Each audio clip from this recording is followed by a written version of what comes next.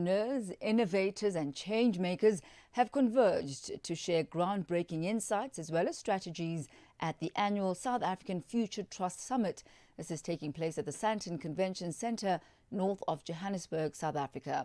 The summit, which is now in its third year, is organised by the Oppenheimer Generations Foundation in partnership with Standard Bank.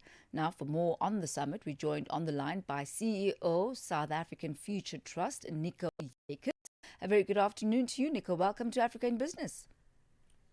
Afternoon to you and to all your listeners. Thank you so much for having us. Yeah, so Nico, it's the third year of the summit. Could you tell us more about your objectives and what you would say is perhaps the impact that you hope this will have on entrepreneurs and the impact that it has already had on entrepreneurs for the past 2 years? So we had lots of learnings from the first 2 years, and this one was a lot better and very differentiated. We had over 2,000 delegates in Sandton Convention Centre, all converging, a combination of funders, investors, speakers, entrepreneurs, and bankers, and just the whole ecosystem of support, legal, and all those advisory spaces as well.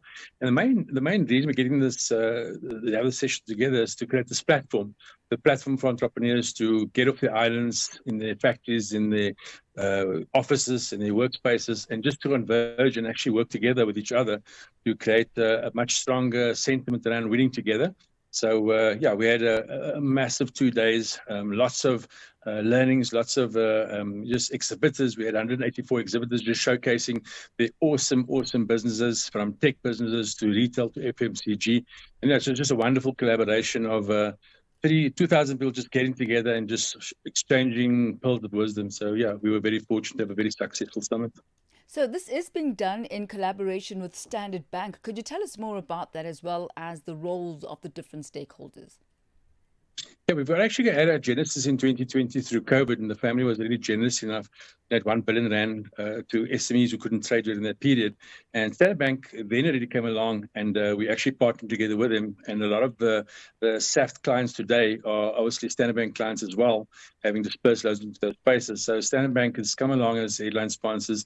They've got a huge opportunity in the market. They've got a huge market share. And I think they're also equally yoked in our space in terms of making sure we can help transform the country and help entrepreneurs to engage their full potential, to take the rocks off their backpack so we can actually allow them to sprint. And in that way, they'll be afforded to contribute much more to the GDP growth of our country, to create much more jobs by employing people. And those wonderful employees then will be able to have a chance to educate, feed, clothe their kids because of the entrepreneurship that actually drives this economy of ours.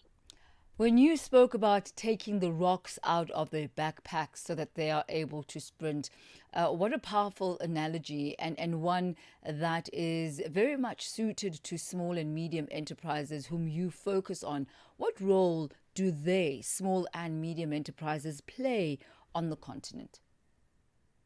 Yeah, I think if you look at the job creators in any continent, be them African continental, Europe, or the US, or all the more developed countries, the entrepreneurs play a massive role. You know, a lot of the jobs are normally created by and provided by the public sector, a lot for the private sector. But we see more and more as the technology evolves, a lot of companies are right-sizing, downsizing, governments are becoming more efficient. And the real driving force behind these jobs is actually just the small businesses. And the small businesses that form massive links in those value chains from big corporates right into the public sector. These SMEs are the agile entities that's working in those gaps to actually create that environment. So, yeah, we're really blessed to be able to help them and support them. And I think they play such a pivotal role in the continent. We're not going to realize the African dream if we don't help these entrepreneurs thrive and just lighten the load, make them more agile, and allow their business to grow. Now, as part of the summit, entrepreneurs will be taking part in the $1 million pitch challenge. Tell us more about this, the criteria needed for qualification, and is this won by an individual entrepreneur, or is it a group effort? How is it structured?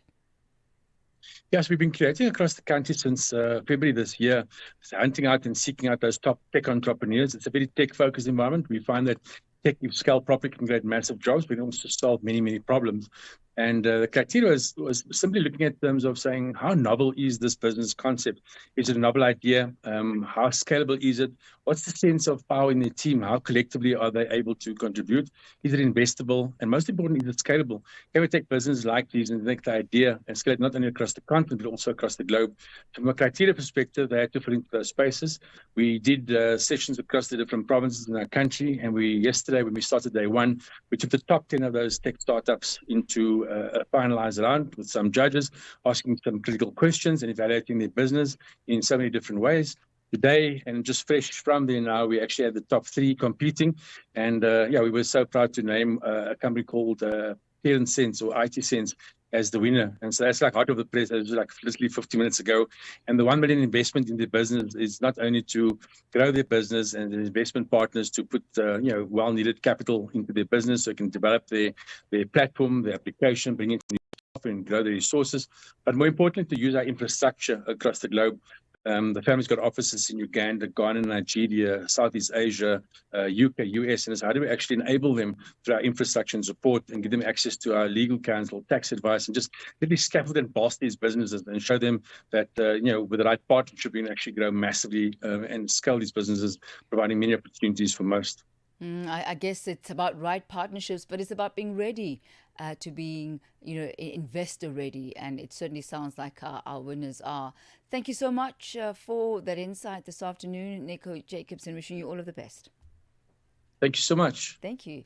He is CEO of the South African Future Trust, all around the Future Trust Summit, South African Future Trust Summit, taking place at the Sandton Convention Centre. And there you have it, already a winner of the $1 million. $1 million to grow, to scale, to take your business to the next level. Takes us to exactly 4:48. Stay ahead with Africa in Business, where Thami Ngubeni